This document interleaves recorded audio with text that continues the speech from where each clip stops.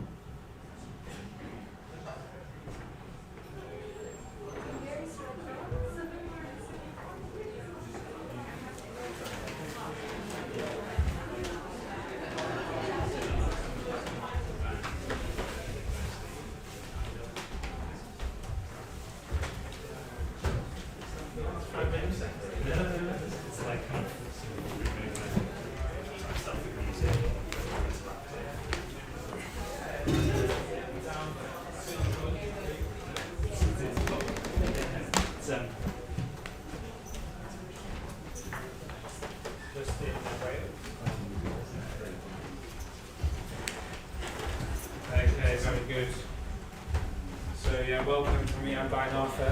What we're going to be doing is we're going to be starting off with some lying down meditation just to help us settle into our direct experience once again.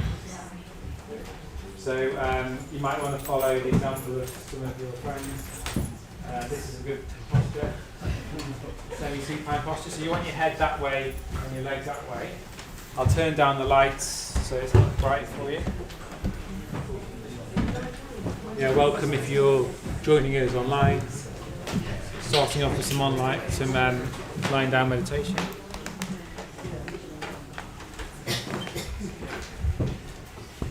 Perfect. Yeah, so as you're regulars, you know where to get the cushions and mats from, just on the end if you need more cushions or another mat. We can do another row at the front as well. And then we can do some spaces over there. Just remember to turn your phones off as well.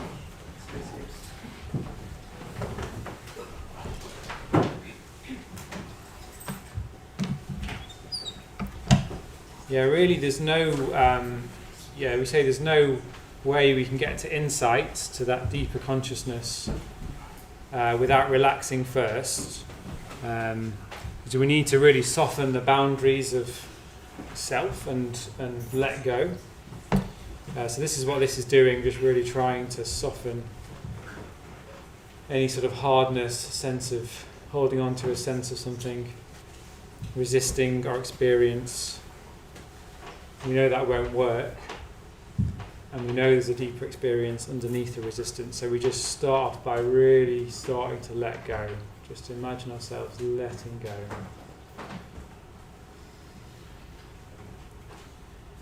So it's literally as if our shoulders are falling right back down.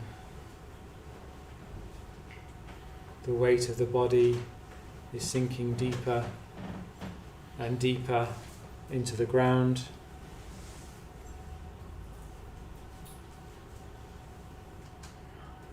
We're letting go of any gripping in the hands and around the face.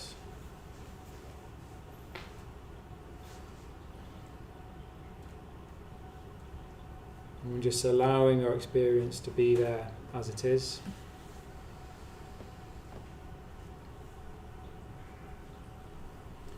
Maybe taking a few deeper breaths.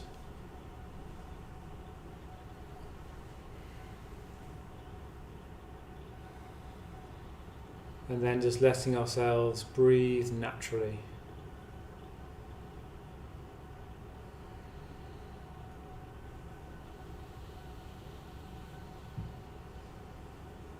So it's like the breath is just doing it itself.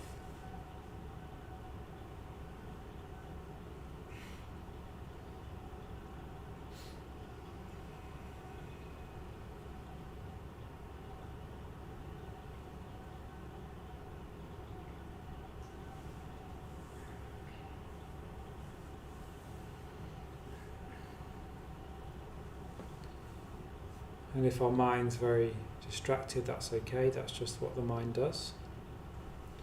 The mind is just like any other sense. Nothing to get worried about. And you just bring your attention right down into the feet.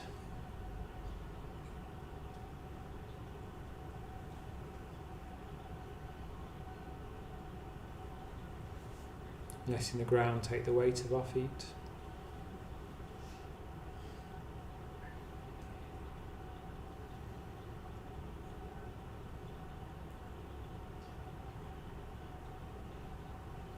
The texture of the ground.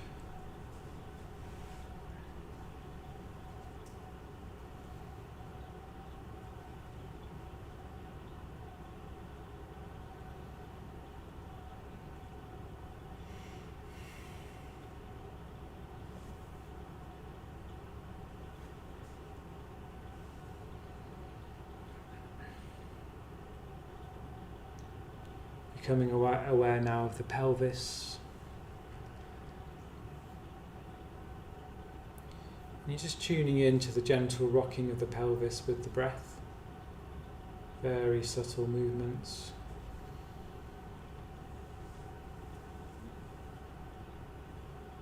Because as we relax, we become more and more subtle in our awareness.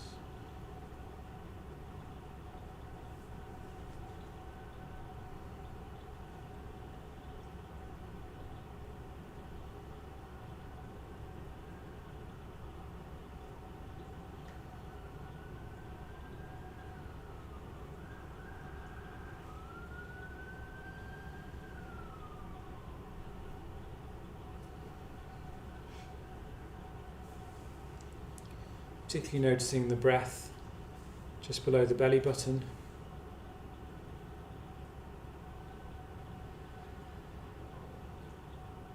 See if you can rest your attention there.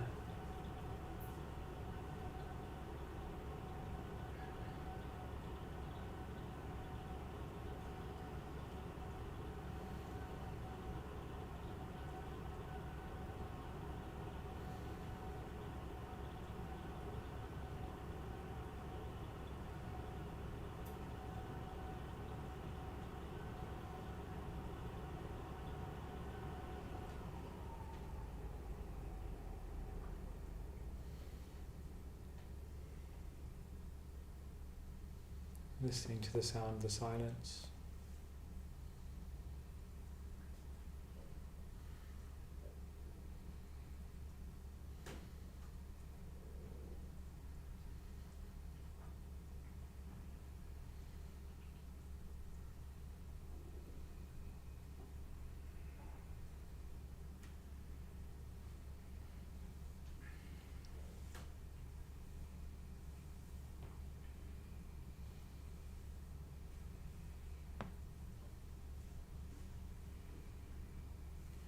Aware now of the back.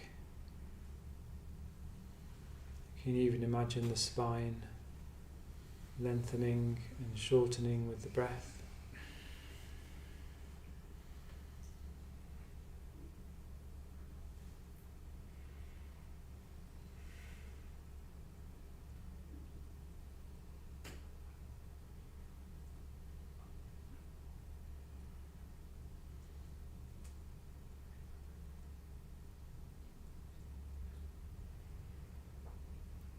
The shoulder blades widening and contracting.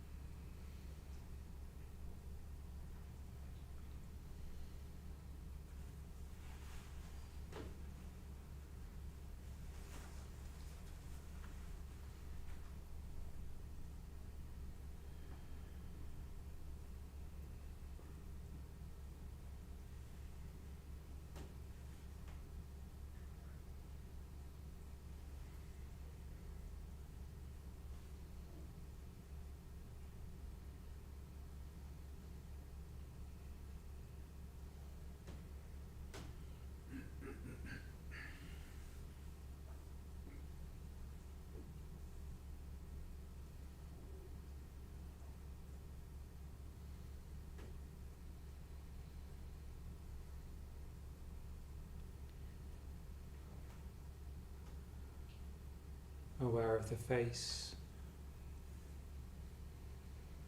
allowing the brow to soften, and the eyes.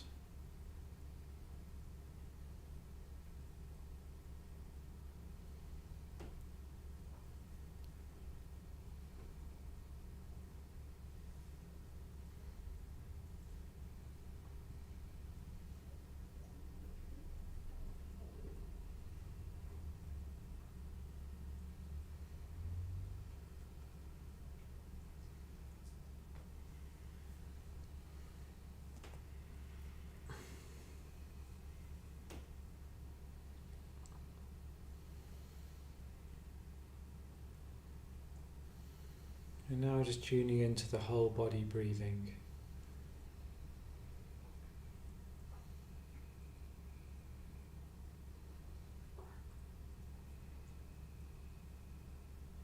First, seeing if we can just deeply relax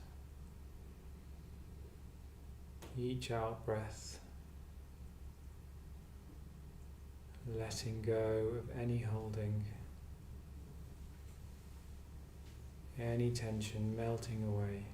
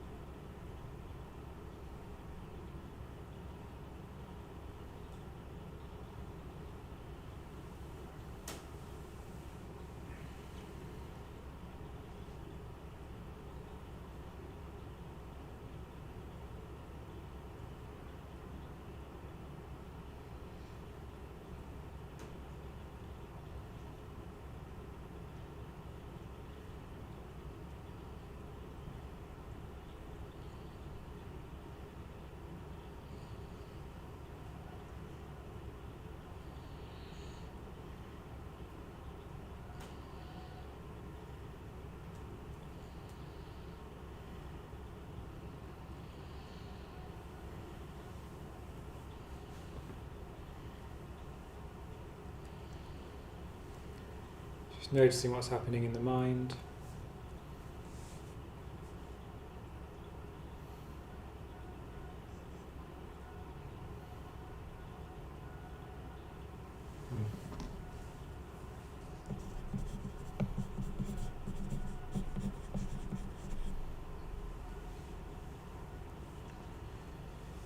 You just make sure to include the heart center as well, the seat of our emotions.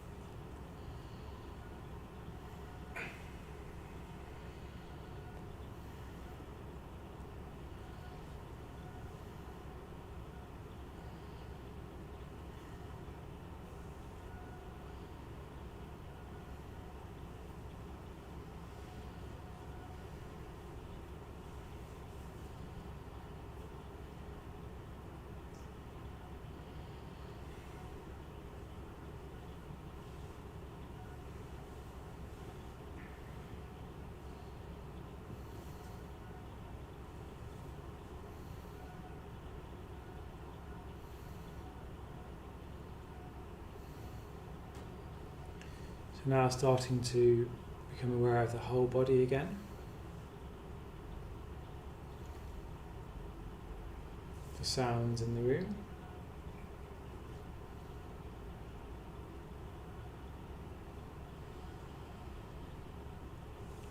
Just expanding your awareness outwards.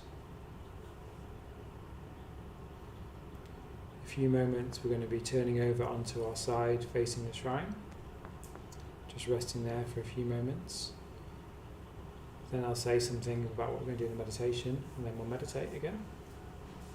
So just preparing for that, and when you're ready, rolling over onto your side facing the shrine.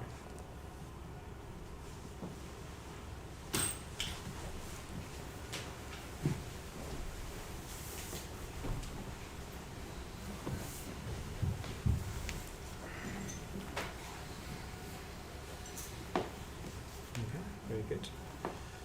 And then in the next move, you want to be moving towards a seated posture and just bringing up your head last. So when you're ready, moving towards a seated posture.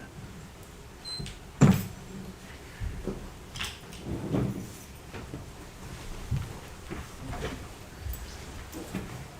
good.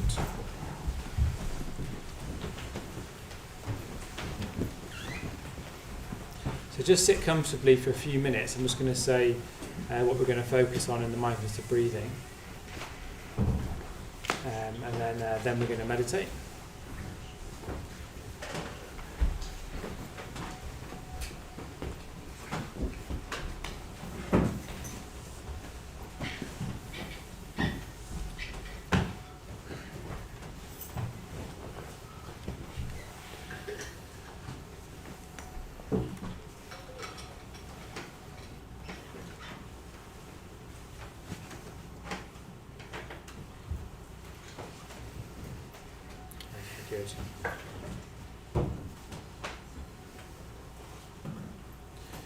Good. Yeah, so as we know, if we want to get absorbed in meditation, we have to abandon the hindrances, don't we? The sort of all the cravings and the aversions and all the sort of ruminative thinking that we get into. We have to abandon them.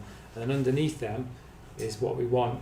What we want, more of a sense of absorption, the real mind, where we feel integrated, more whole, we feel like we're ourselves again. That's what we're trying to get towards. And I was just quite struck recently. I've just come back from a 3-week solitary retreat, and what I noticed on there is that you can think of, I was thinking of the hindrances almost like lies, and versus a sort of absorbed mind, which is more like the truth. And of course, on Sunday we're celebrating Dharma Day, and the Dharma is the Buddhist teachings, and it's sort of another way of saying that it's the truth of life. And especially in this world of like sort of fake news and the sort of politicians from across the world who sort of like to say random things, sometimes it feels like we're sort of living in a world that's not true. And actually meditation, deep meditation, is the opposite of that.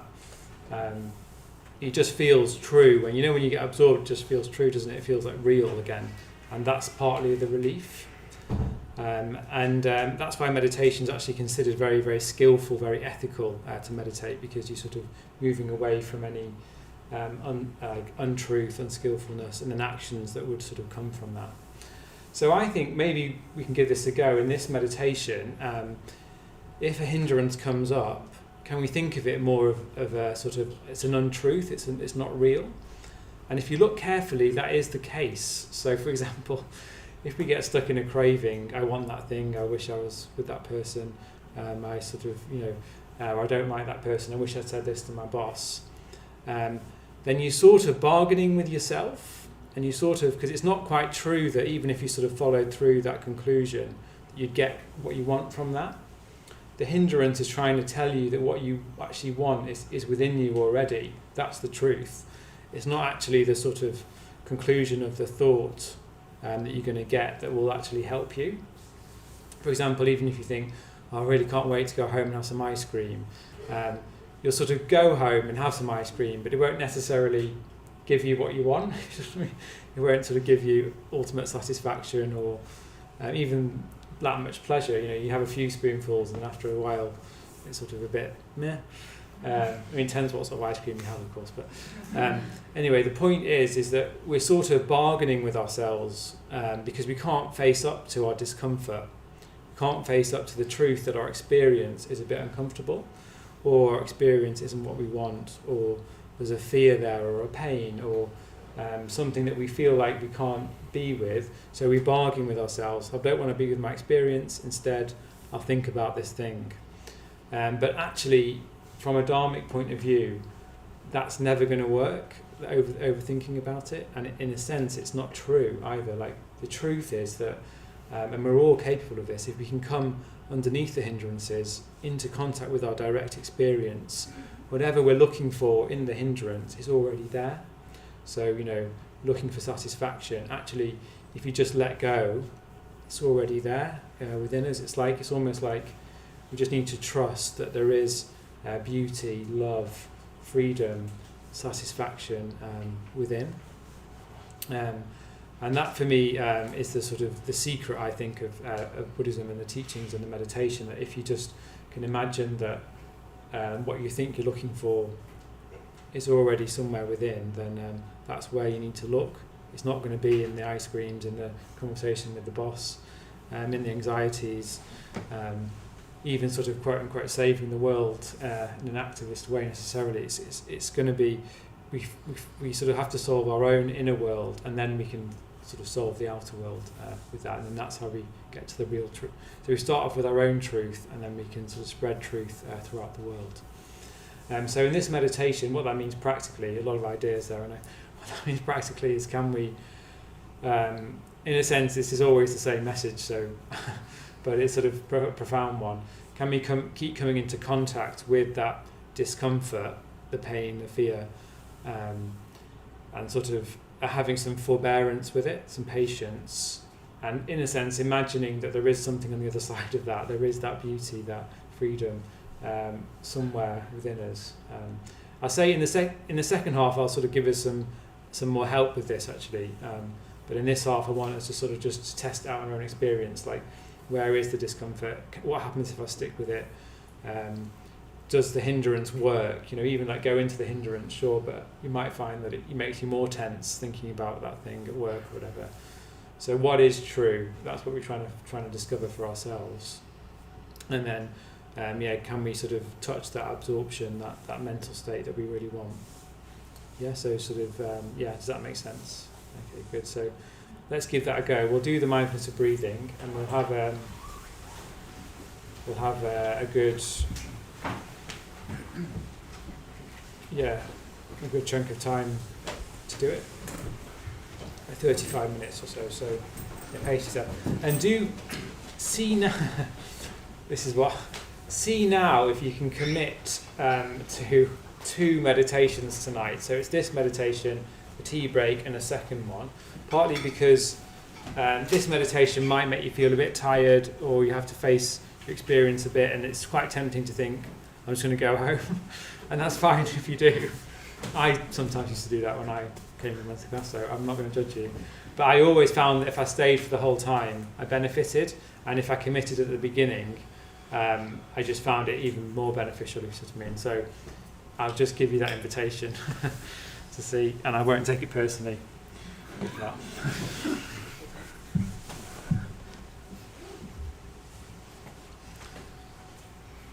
Okay, good. So I'll just lead us in a little bit, and then I'll leave you to it, so to speak.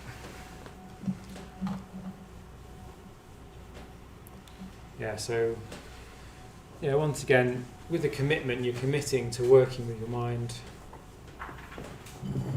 committing to truth, skillful mental states. Of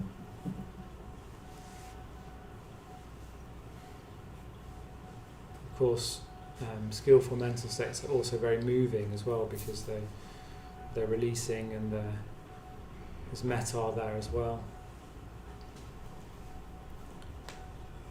So even when we're looking for any emotion that's hanging around, as well as the breath.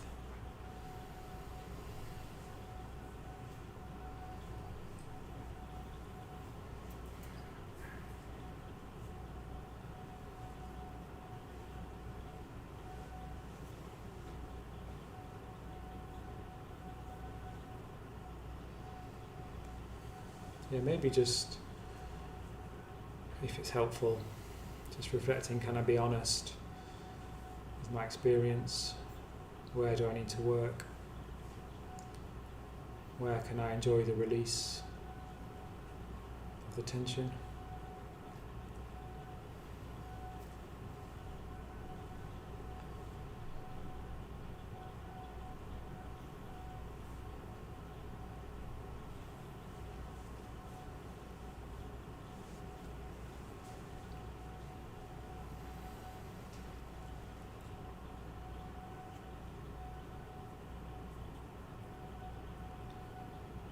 And just really allowing any tension to release in this position. So that means softening the face,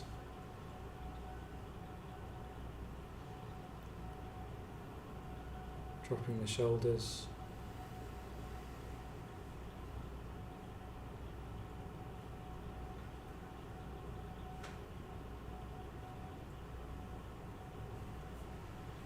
letting go in the belly.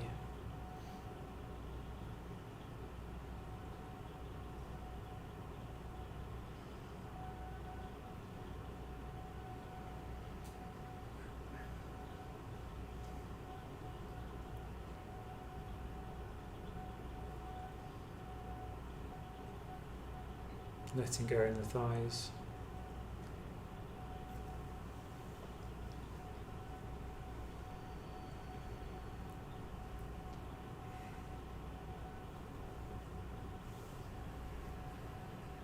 Coming into contact with some forbearance, some patience, courage.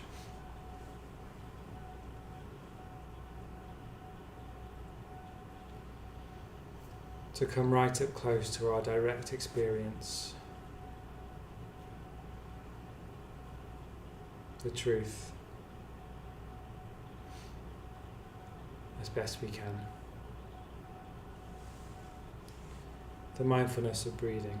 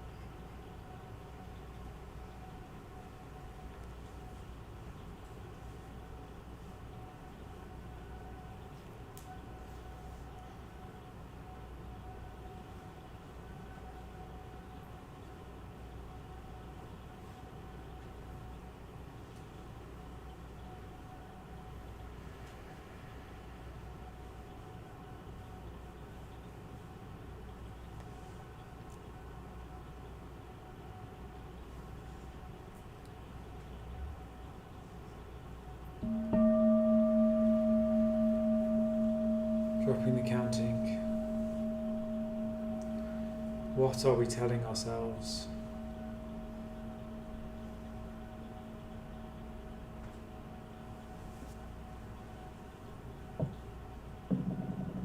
What feels true?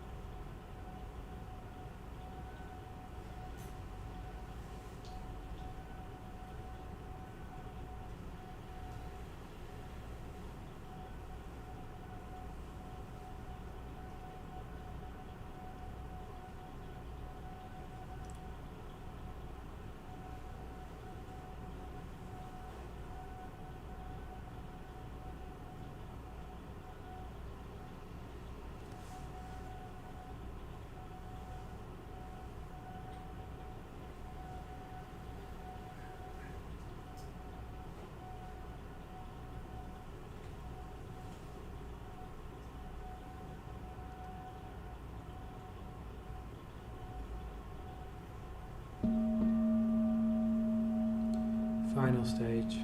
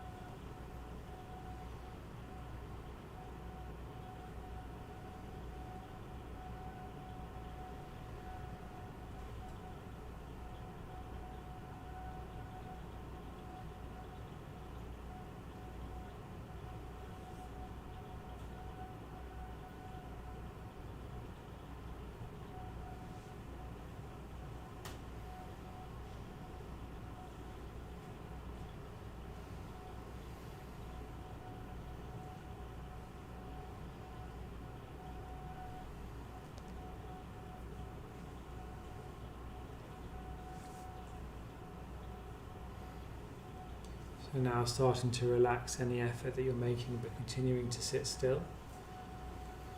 Just absorbing the fruits of the practice. Not trying to do anything in particular. Just sitting.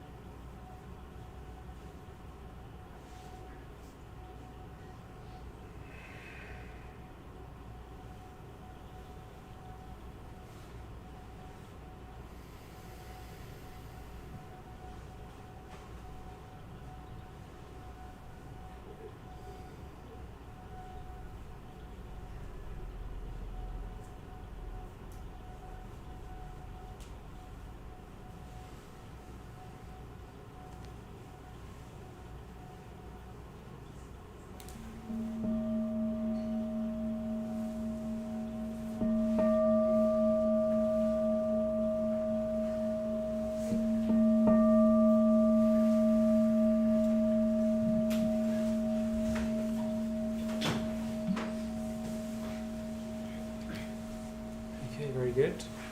So just drawing the meditation to a close. We'll have a tea break now, and then I'll say a bit more in the second half.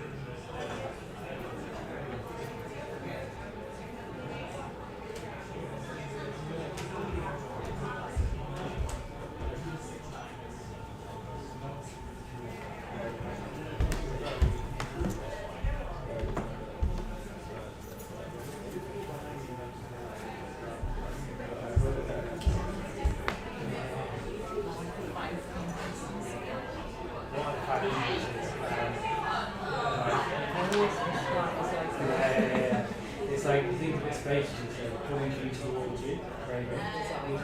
So pushing things away from you. And then anxiety, like feeling high, feeling low energy,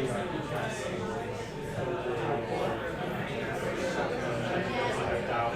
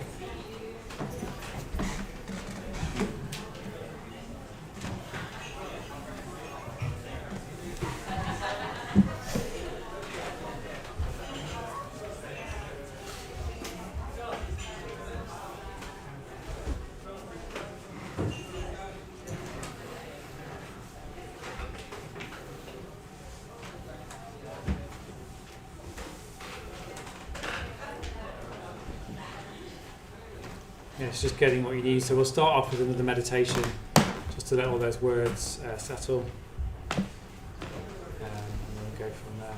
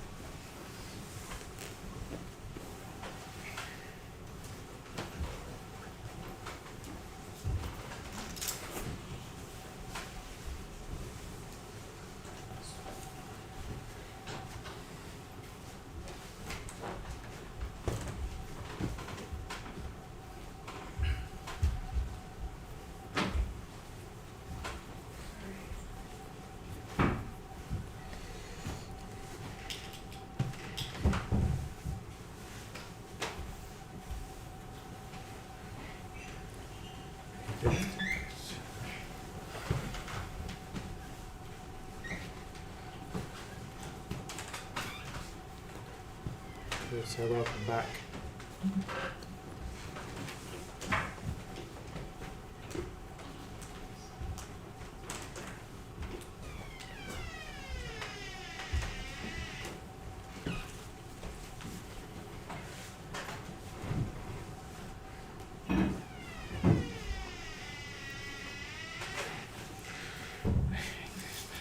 Good, so I think that's us.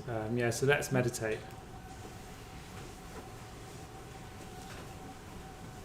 I think, as I said, we're really sort of trusting the momentum here. So we have meditated in the first half already. So we don't need to do, in a sense, much here. Just trust that momentum.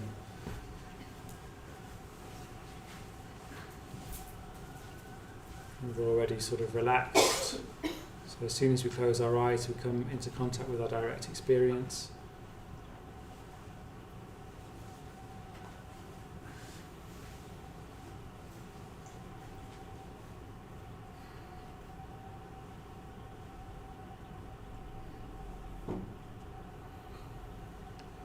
Allowing the ground to take our weight.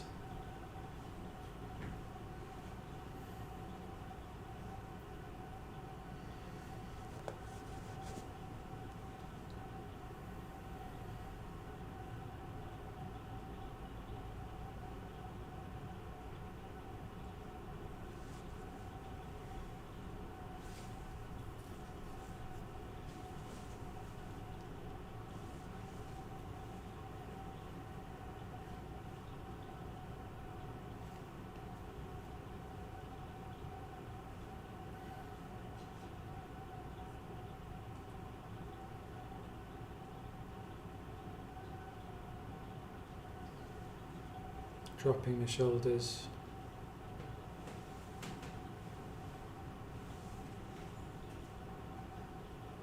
softening the face.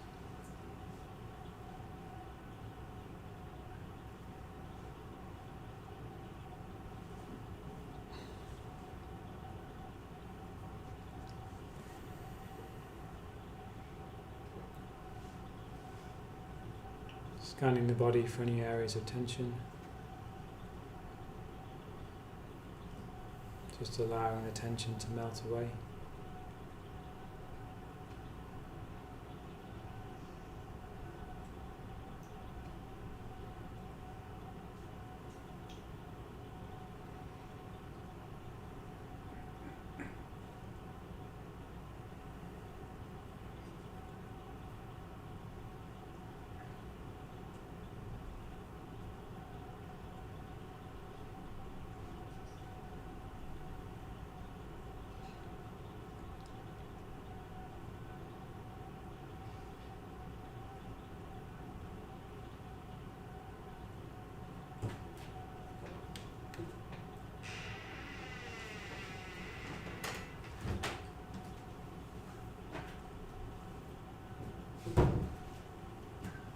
Particularly noticing any areas of pleasure in the body,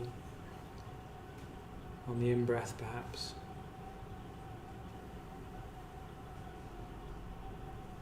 Just allowing that to fill the body.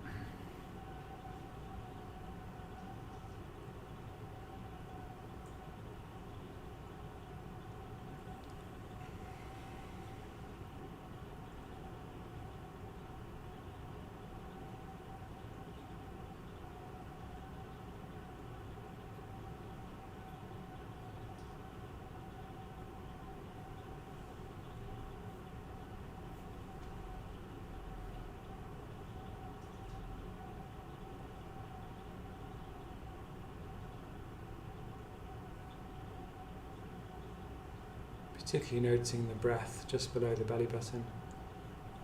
See if you can rest your attention there.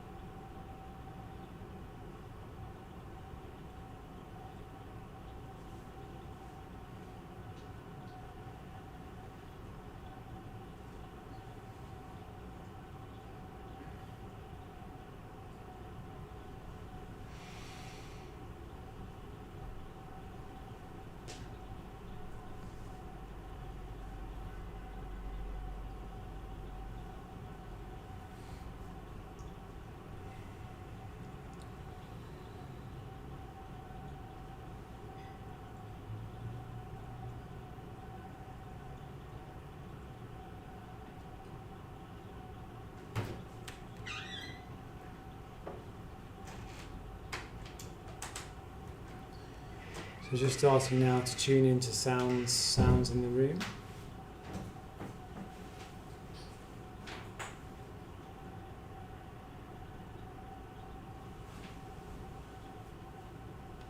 Sense of being aware of other people in the room.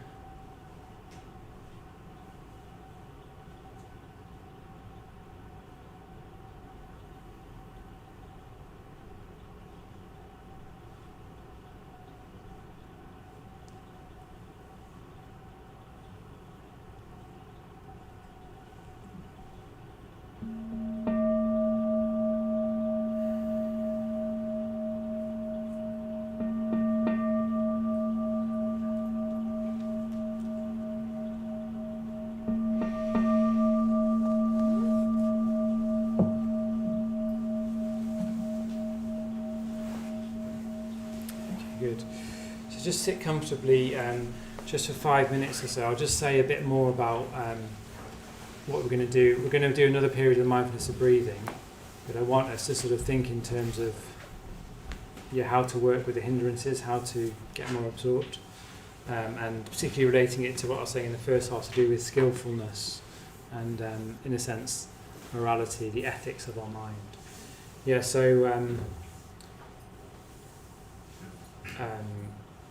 was thinking that what happens when you get more absorbed in meditation, of course, is that you sort of come into contact with a mind that's more beautiful, and it's more skillful, sure, more ethical, truer, and the sort of the aesthetic sense of that is one of beauty. If you met people that are sort of, you just think of them as very kind, very helpful people, they have a certain beauty about them, a certain grace. So ethics isn't sort of like dry and sort of a theory, it's an aesthetic experience. When you sort of acting in a sort of, when you're sort of generous to someone at work, or when you help someone or help a relative, it's like this beauty has sort of come into the room. It's like a sort of, it's very pleasant, isn't it? And aesthetic. So and I think so that's true in our actions, and it's true in our mind as well. When we're in a more absorbed, concentrated state, it's like the mind's just beautiful. It's like our being is beautiful. What I mean by beautiful is like alive, rich, meaningful, pleasant in a sort of skillful way. Appeals to beauty. And of course that's why we have a shrine here with flowers on it, beautiful flowers, to sort of represent that, the sort of the ultimate skillful mind, the enlightened mind, which is completely selfless, because there isn't a self in that sort of way, fixed and separate self. We sort of adorn it with flowers and and that sort of fills the room. So that's the sort of mind we're looking for. And I think the one way we can sort of cultivate that in our own mind, and what I recommend we do in this session, is that we look at the sort of biggest, in a sense, the biggest lie that we tell ourselves, that we're sort of that's within us, which is that we think we have to do everything ourselves. Like in the modern day world, because of course God is dead, and we just think there's nothing else apart from us. So that means that in meditation, we believe that we've got to do it all ourselves. Like we've got to work with our deepest, darkest problems and hindrances, and we've got to apply ourselves to ourselves, a bit like we were sort of doing an exam or something, and sort of use up, because there's nothing else in the world, it's just us and the world. And we're the centre of the world, and there's nothing else. But what Buddhism's saying, and what I think is true, and I've felt this in my experience, is that there is something more than just ourselves. There is a sort of, it's not like a fixed thing like a God or something, but it's like as soon as you go into a deeper state, you realise that there's more than just a sort of us and our world. It's like this, almost like the universe is alive, to use that sort of metaphor. It's a metaphor, but it's like there's something more than us anyway. And what it is, I don't know, but it's definitely like the world's alive. It's not just sort of the material scientific world that we think is there. There's something deeper. Consciousness is connected to others. It's more mysterious than we think. And I think you can get a taste of that yourself if you've been on retreat or if you meditate, actually. And of course, that's what also the Buddha figure represents, is that there's something more than just ourselves. And what a relief as well is that we don't have to just do it all ourselves. It's like we can sort of surrender to something more in our meditation and our practice, and almost imagine there's something else coming in, helping us along the way. And often when we get ordained, we get given practices that sort of really sort of look at this area, visualization practices, where we get taught how to sort of visualize the Buddha, for example, and all the qualities of enlightenment, love, freedom, courage, fearlessness. And we meditate on that, and we meditate on the fact that the sort of Buddha, whatever that means for me or for you, in your life, you're sort of something else apart from just you, is helping you get access to those qualities. And it's very powerful practice, actually. We did it on the spring retreat. A few of you were on the spring retreat. We did a visualization practice where we imagined a sort of being with a being that's just completely full of fearlessness and completely loving, how would that affect you and your mind, your consciousness, your experience?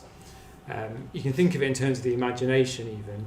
I don't mean that in a pejorative sense at all, actually. It's like, to go deeper in meditation, you have to engage the imagination and imagine in a way where you're moving towards. And in a sense, we've got the lineage, the tradition is giving us this imagination already in terms of the Buddha and all the figures there already. So if it's helpful, we can, when we do the mindfulness of breathing and we're getting a bit stuck in the hindrances again, we sort of can't access that beauty.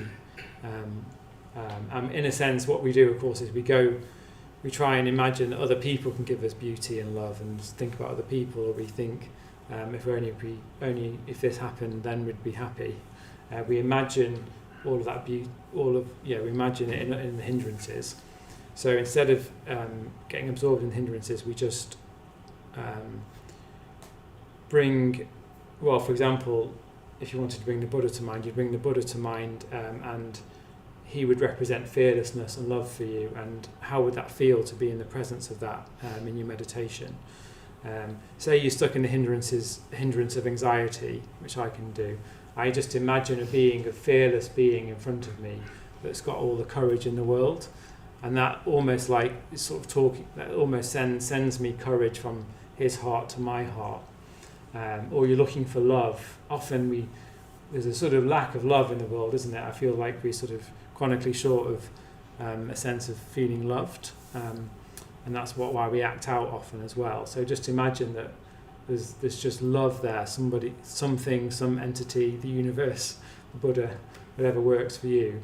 It's just sending you love, all the love you really wanted, and all the love you were trying to find in that other person, all the love you're wishing you had. It's already there in this other being. It's sending it to you. It's very, very freeing when you do that, and you just think, oh, what a relief, and how beautiful as well, and how moving and encouraging as well. And it's like, it's a relief that you don't have to do it yourself. It's not like you have to find love. It is within you, but you don't have to find it within you. It's already sort of in the universe, and it just comes into you. So it's another way of talking.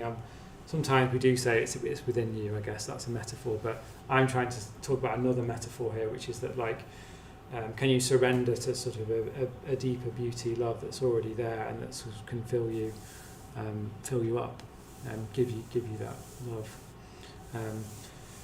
And it sort of works. If you can do that, it sort of helps your meditation, but it helps your life as well, because you stop searching for it in other people, particularly in other things. And it sort of helps even with say you're in a romantic relationship. It really helps with that as well, because often we're sort of neurotically trying to get sort of love from our partner, and that they can never give you in the way we're hoping. So we're sort of trying to also it sort of improve. And if you can just love someone for who they are, or even if you're single, loving other people who they are without the neuroticism around it, it's very sort of freeing in our relationships or our friendships as well. The same for friendships. So you can see how it starts to have an effect on your life, not just your meditation, your practice starts to have an effect on your life. So I've said a bit more than I didn't mean to go into relationships, actually, never mind. What we can, so if you just take a step back, we'll do a period of the mindfulness of breathing, and and what we can do, if you notice any hindrances or tension, just imagine the opposite I mean, it's up to you what you do, but as I say, for me, I imagine the Buddha, for example, sending me metta, sending me love, is sort of in a very serene way, and sort of seeing what effect that has, or fearlessness, or courage, or patience, resolve, energy. It's like whatever the hindrance is showing us that we're lacking in, I then take that as a cue to sort of bring as I say, these qualities to mind in a different way. It doesn't have to be if you're sort of a bit aversive to, let's guess, the Buddha or something like that, that's fine. You can just sort of imagine a very beautiful figure sending you love, or even like a beautiful park or landscape, that's sort of very still or something, if you want. But yeah, it's up to you. It's up to you what you do. But for me, as I say, that I guess for me, when I first, I was a bit alien to this figure, but I've now associated that figure with those qualities. So I've made it work for me, if you see what I mean. You have to make it work for you in whatever way works for you. So that's just an invitation. Yeah, that makes sense. Okay, good. So does that make sense enough? Okay, so let's give that a go. I might do a bit of guidance just because I know it's adding a new thing.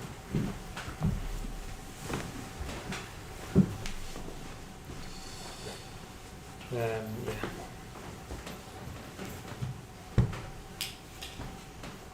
we'll meditate. We've got about 35 minutes. Meditate up to the end, and then if there's any questions, I'll be outside the door, so you can sort of ask me any questions at the end. But I want to keep it quite meditative as well for us tonight. So yeah. Okay. So first of all, closing our eyes.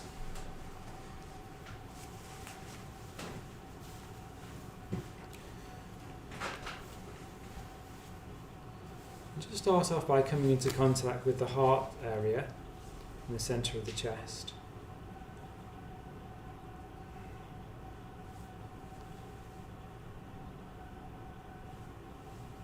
Because again, that needs to be with us, the heart centre, if we're going to be absorbed. Bring our emotions into our experience. Painful emotions, pleasant emotions,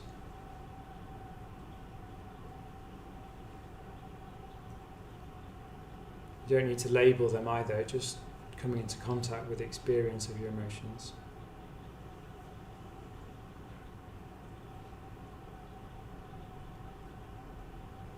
Neutral emotions, boredom, numbness, whatever's there, that's okay.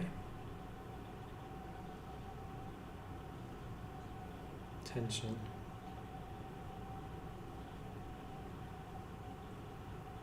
Emptiness, perhaps.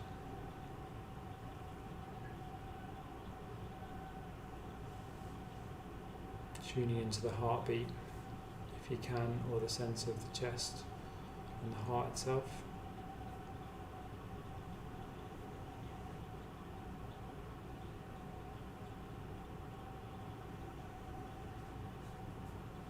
And then the breath.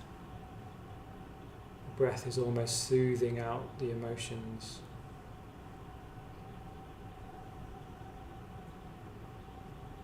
It's like you're breathing with any emotion or numbness in the chest area.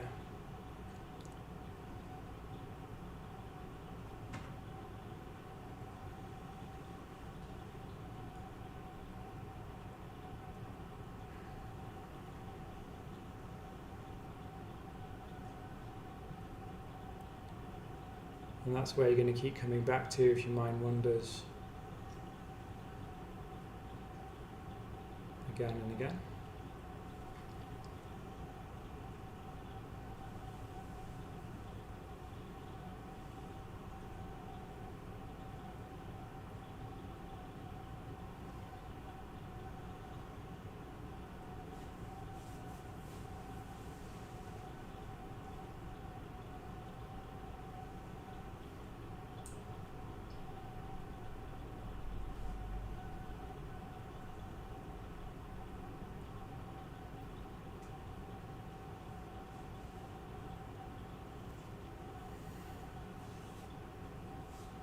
And if it's helpful, see if you can imagine you're sitting in the presence of the truth, love,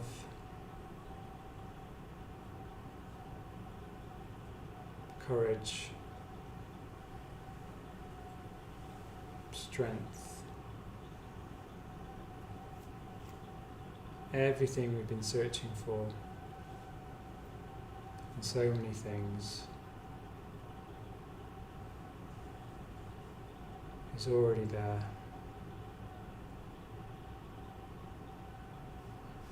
And we're just sitting in the presence of those qualities.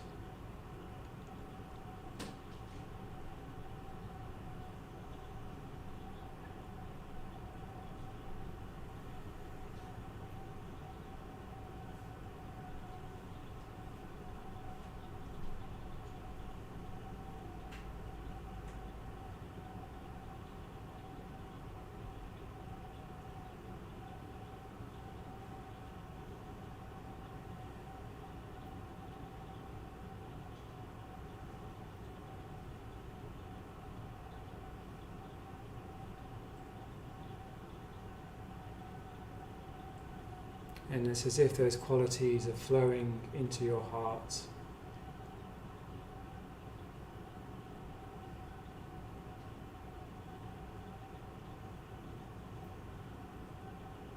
Nourishing, true, freeing.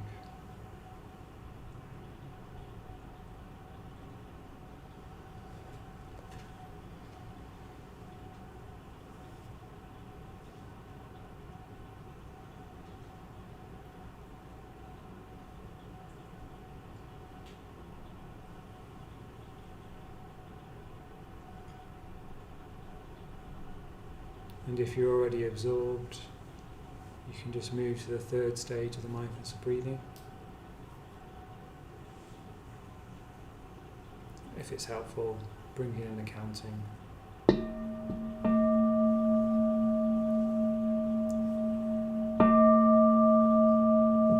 Mindfulness of breathing.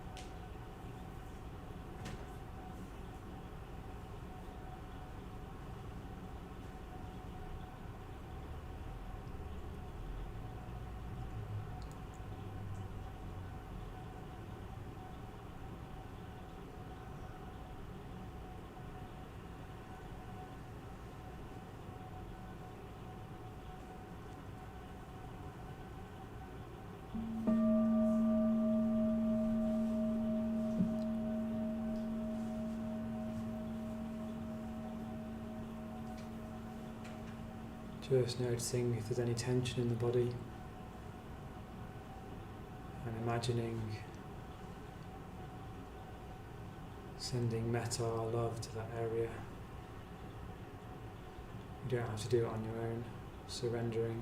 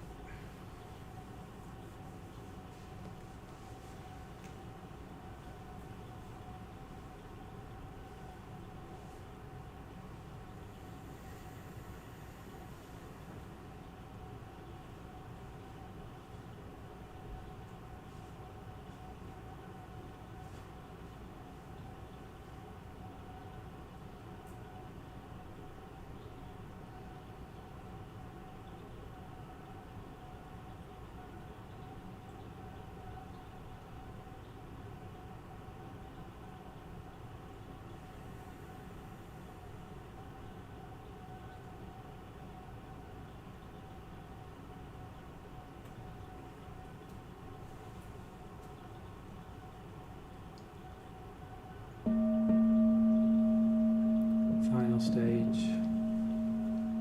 See if you can contact any of that beauty or pleasure in the skillful mind.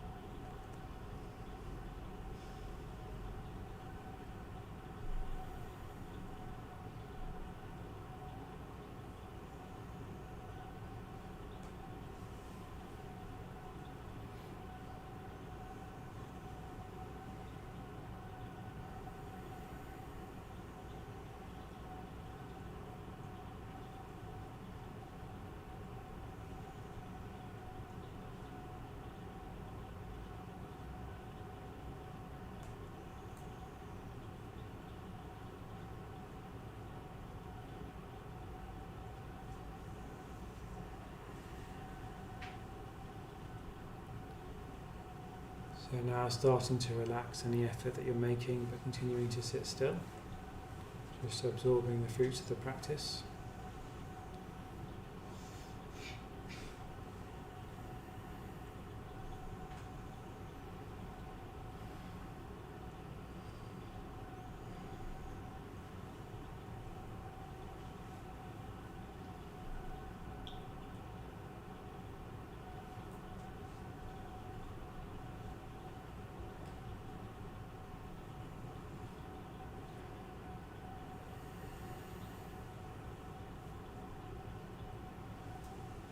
Just making any intentions or resolves for your own practice for the rest of the week.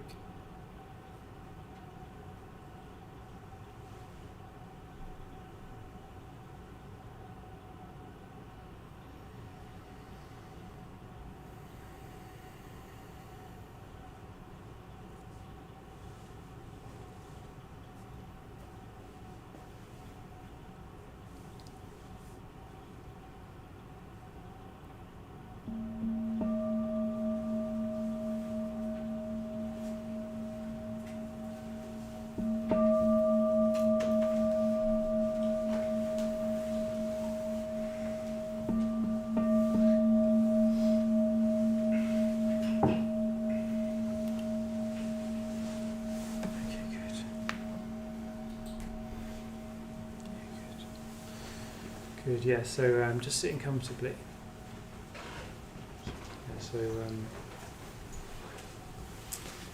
So as I was saying in the break, it's quite good to have a sort of a next step or a resolve in mind, even of like how you're gonna take your practice forward. It's quite important because you sort of can touch the depths a bit. Even in this session, it's very still. Sort of you sort of in contact with something a bit deeper. And then, of course, the world will sort of take us away from that and we'll do other things. And how do we sort of keep that going, keep the inspiration going?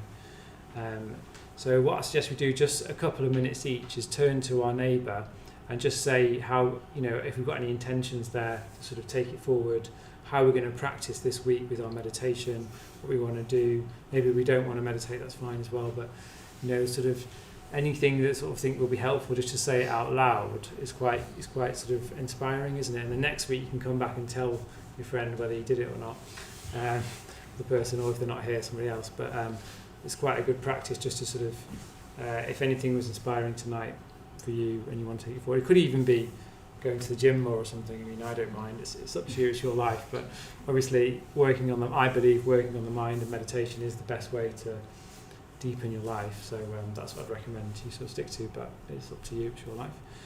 You've literally got a couple of minutes each, and then we'll end with a 2-minute meditation to get to 9:30, but it's 9:23 now, so if you want to turn towards your neighbour, just quickly say your name, and then a few minutes each, what are you going to do this week?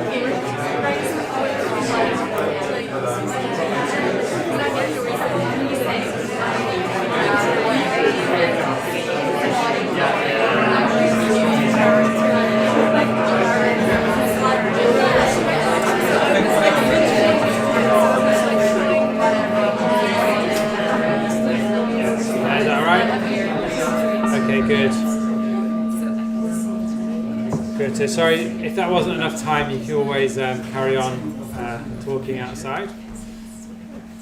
But yeah, it was just a sort of like a bit of space just to say what you might be doing, and then seeing what. Yeah, let's see what happens this week. Then good luck. We'll just end with a doing nothing period of just sitting, and then that'll conclude our evening.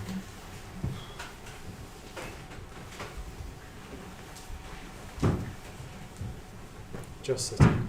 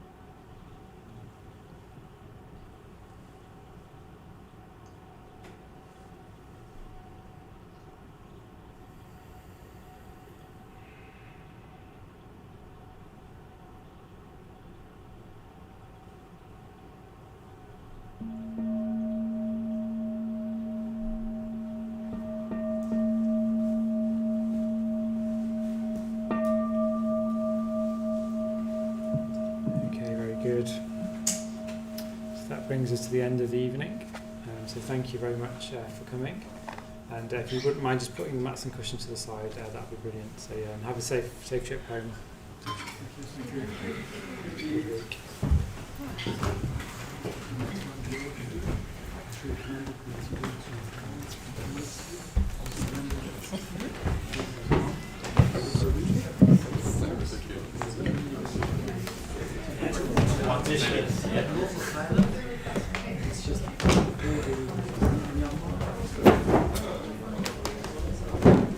She gave it the